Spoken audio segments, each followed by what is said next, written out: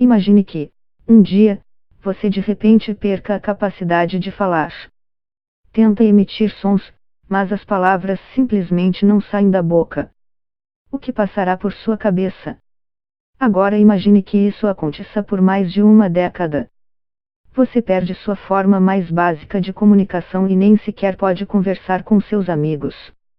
Até que, um dia, inesperadamente, você recupera a fala.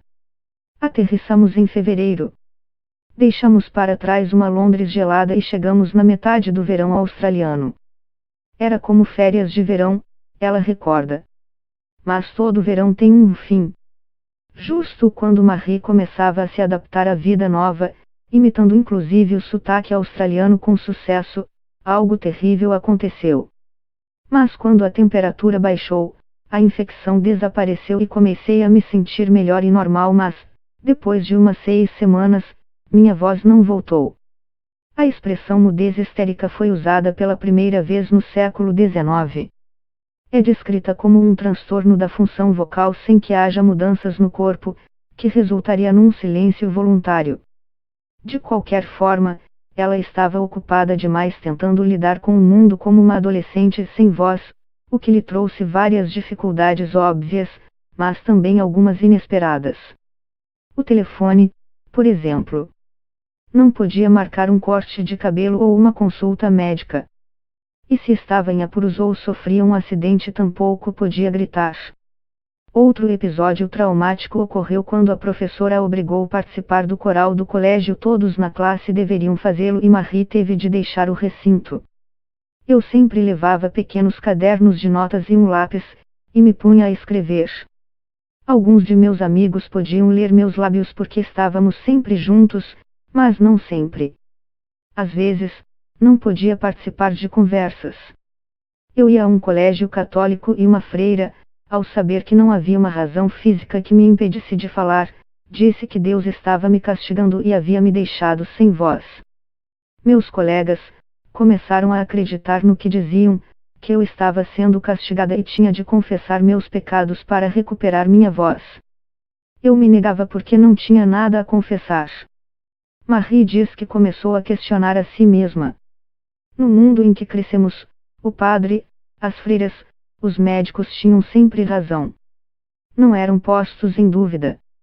Como me neguei a confessar pecados, não me deixavam entrar na igreja e ir para a missa que frequentávamos todas as sextas, então tinha de ficar do lado de fora.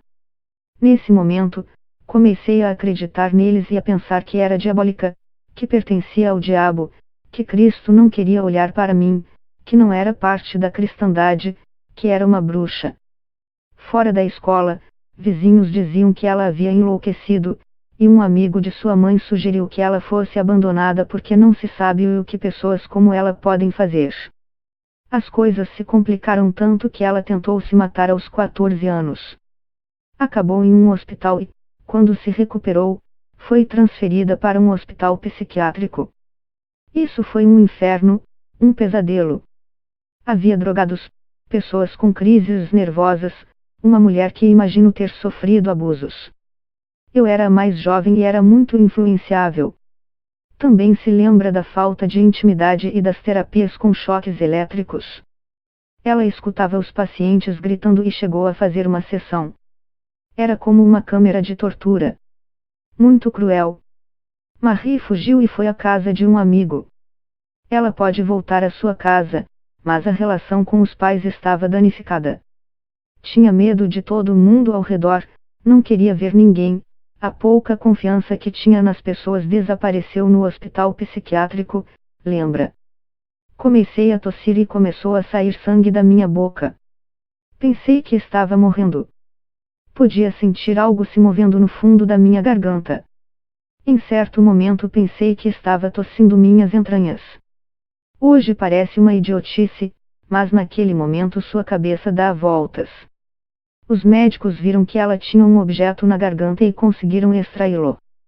Estava coberto de muco e sangue, mas, quando o limparam, descobriram que se tratava de uma moeda.